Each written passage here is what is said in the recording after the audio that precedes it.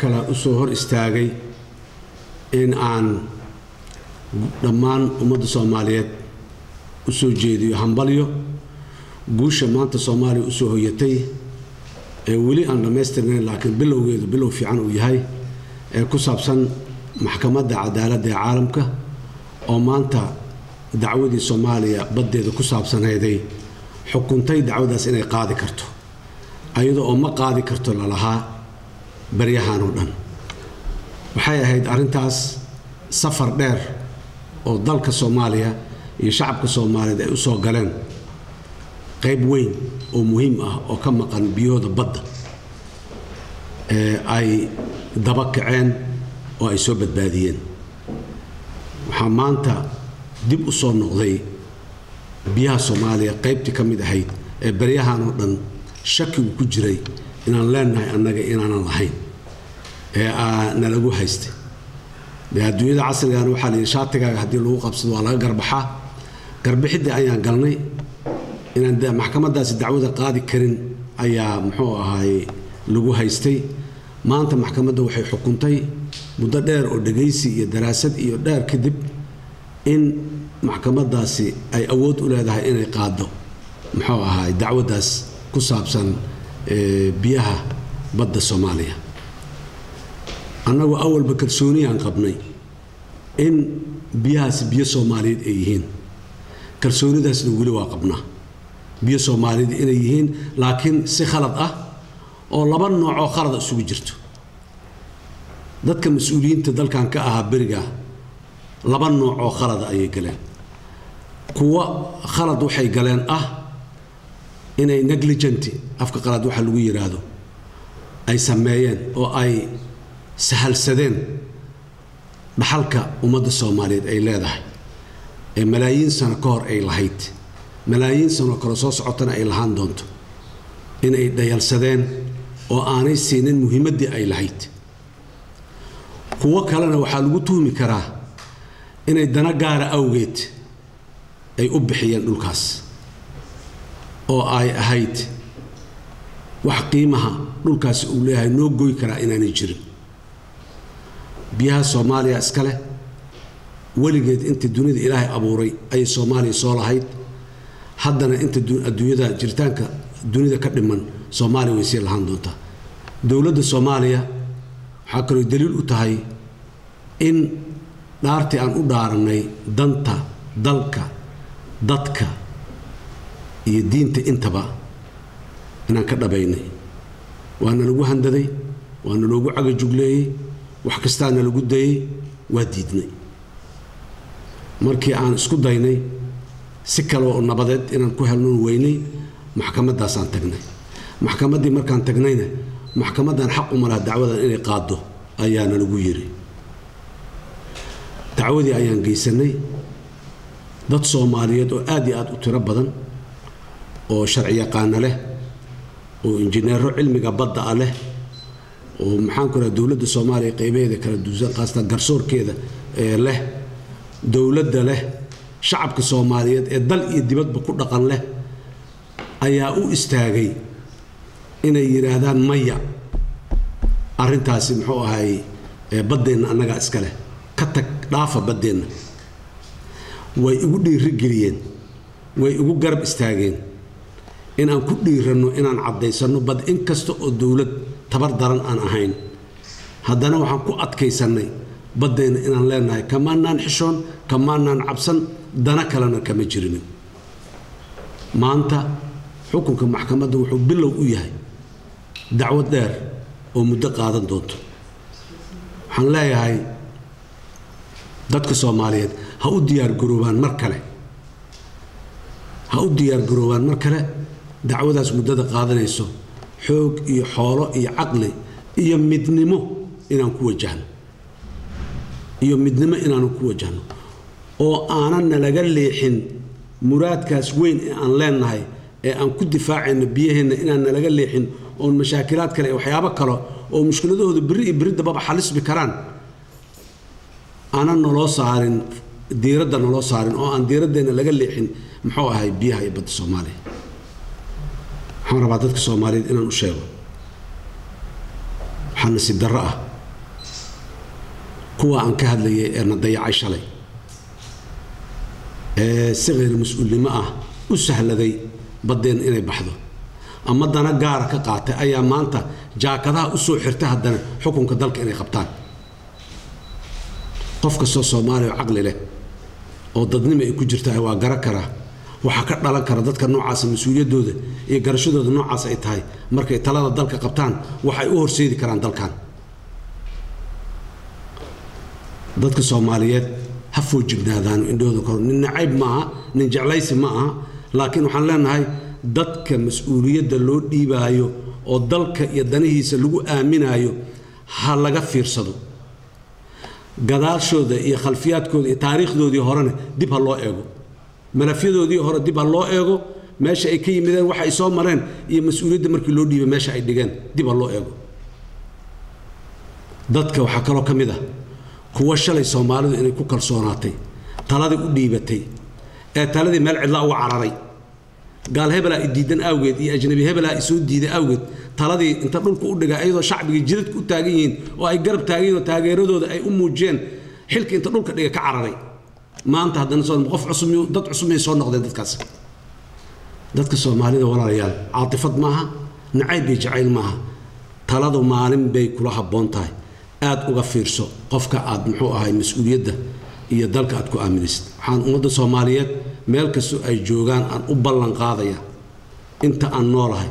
hadii aan madaxweyne ahay iyo hadii aanan madaxweyne ahaynba marna inaanan raali ka noqonaynin taageeraynin garab istaagaynin mitir kamida biyaha Soomaaliya in la qaato oo lagu qaato ogaalkeen iyo rabitaankeen iyo ka raali ahaanshaheen inaan lagu qaadanaynaan ummadda Soomaaliyeed u ballan qaadaya haddaan xilka ka degana qadiyadaas waa u taaganahay haddaan xilka sii hayana qadiyadaas waa u taaganahay biyaha Soomaaliya annaga iskale inta yarta ee la isku haystaa waa yartahay badda aan leenahay marka loo fiiriyo laakiin annaga iskale mitir hano ahaata haday doonto annaga leh 150,000 oo square kilometer waaye annaga iskale 3,000 kilometer oo nacmu 1.8 milyan 1 milyan iyo 800,000 oo kilometer square waa biyeen 150,000 wax yar ay ka tahay laakiin 1 mitir haday tahay xataa annaga leh sabab aan uga tanasuli karnaa ma jirto sabab aan u deyn karnaana ma jirto shalaan lahayn awooyaasheena lahaa annagoo nool maanta leh kuwa naga dambeeyo biri ay lahaan doona khayraada ku jira iyo barwaaqa ku jirta iyo ma aha waa mabda waxa aan leenahay inaan cishano ilaashan marka dadka Soomaaliyeed mar kale waan u hambalyeynaa waxaan hore u weydiisay dadka Soomaaliyeed in Ilaahay baryaan in Ilaahay nagu taageero qadiyadaas badda waxaan leeyahay dadka Soomaaliyeed ducadiina Ilaahay aqbalay baryadiina Ilaahay aqbalay dadaalkeena Ilaahay la jiray hadii aanu Ilaahay dadaalkeena la jiri lahayn marna ma ay suuroobeen laakiin dadaalkeenu Ilaahay la jiray iyo daacadii iyo niyadii iyo wixii aan xaq u lahayn oo aan ku taagnayn ayaa sabab u ahayday muxuu ahaa guusha maanta taariikhiga ummadda Soomaaliyeed u soo yeetay waxaan rabaa dhinaca kale inaan wax ka iraado dalka Kenya waa dal aan darisnahay waa dal wax badan naga dhaxeeyaan cadaawad ma aha wax cadaawada oo aan Kenya u qabnaay haba yaraatay ma jirto abaalan ku leenahay abaalay ugu leeyihiin wax badan ay noo qabteen hadday wax badan noo hayaan cadaawad uma qabno cilaaqaadkeenu waa fiican yahay laba dalo isku wanaagsan aan nahay dana badan aan naga dhaxeeyo qadiyadan waa ku kala duwanaanay markaan ku kala duwanaadana si ilbaxnimo xadaara ayaan muxuu ahay waxaan u hortagnay hay'adaha caalamiga ee waxaan shaqada ku leh laakiin labadeena dal waxaan rabaa inaanan laga sameeynin muxuu ahay dacaayado laga been sheegin laga waxaan waxa ummadda Soomaaliyeed inuu sheego wadanka Kenya annaga cilaaqaadkeena meesha ugu fiicnado taagan yahay cilaaqaadkeena waa wanaagsan yahay cilaaqaad xumo naga ma dhaxayso waa isku wanaagsanah mashaakilaad caam ah oo naga wada dhaxeeyo wada xallinayna jira kuwa annaga noo gaaro ay naga saacidaana jiro kuwa ayaga u gaaroon ka saacidna waa laba dal oo daris ah cilaaqaadkoodu wanaagsan yahay laakiin qadiyada badda annaga Soomaaliya hadaan nahay waxaan aaminsanahay inaan qadiyadaas dhulkaas adkaas badda inaan annagu leenahay waan u taagnaanaynaa inaan annagu leenahay wax aan ku bedelanayno oo aan uga tanasulayna ma jirto wax kastoo kale waa la isaga tanasuli karaa dhaqaalaha la isaga tanasuli karaa xoolo waa la isa sii karaa hanti waa la isa sii karaa waa la isku gurman karaa laakiin markay timaado biyaha badeena tanasul ma ka muujinayn waxaan rabaa dadku inay qadiyadaas aad u kala fahmaan annaga iyo Kenya cilaaqaadka naga dhaxeeyo iyo biyaha meeshaana shaqo isku malaha cilaaqaadku inuu hagaagsan yahay waxaan ka shaqeynaynaa mar walba dawladda Kenya cilaaqaadku ugu fiican inaan la lahaana ka shaqeynaa oo daris wanaag aan ku wada noolaan laakiin badda yarta meesha taalo 1 mitir oo kamid ah inaan ka tanasulno diyaar u maahin shalayna uma ahayn maantana uma ahayn ummadda Soomaaliyeed mar kale waxaan leeyahay waa inay hambalyeynaya laakiin waxaan leeyahay digtoonaada taxadirkiina qaba u taagnaada danihiina u fiirsada meeshaad wax dhiganaysaan u fiirsada mas'uuliyadda dadka u dhiibaysaan u shaada markaad u dhiibanayso u fiirso go'aanada siyaasadeed ee la gaaro jiilasha soo socdo dhamay raad ku yeelanayaan ma aha kaliya dadka maanta jooga noloshooda iyo geeridooda iyo waxaysashadooda iyo wax la'aantooda ma aha kuwa soo socda aan wali hooyadoodii aabood aanay dhalan wali hooyadoodii aabood aanay dhalan ayay raad ku yeelanayaan go'aanada siyaasadeed ee la gaaro sidaas ayaan damiirkeenu noo siiyay inaan ku adkaysano si kastoo naloo cabsi geliyay si kastoo naloo baqdin geliyay si kastoo naloo yiri naloo dacaayadeeyo nala yiri in loo xalaaleeyo la rabaayo waxa meesha loo geeyo maxkamada naga qaad dhulka in la yiraahdo la rabaa si kasta oo maxaan ku raadaay naloogu eedeey waxyaabo badan oo aan jirin malaayiin dollar ayaa ilaa maanta kiiskaas uu maraya dadka Soomaaliyeed dhiibeen lacagta dawladda Soomaaliya bixisay bangigeena dhexe Soomaaliya laga diray lacagahaas markii loo diriyay ee looyarada muxuu ahay kiiskeena gacanta ku hay saaxiibada Soomaaliya ee gacanta u taagatay oo kaalmeeyana way jiraan laakiin dadka Soomaaliyeed ayaa iskale dadaalka ay ku soo noqoto baddaas badeenu waa dacwada waa bilow kiisku hadduu bilow yahay waa la qaadi karaa hay joogtaa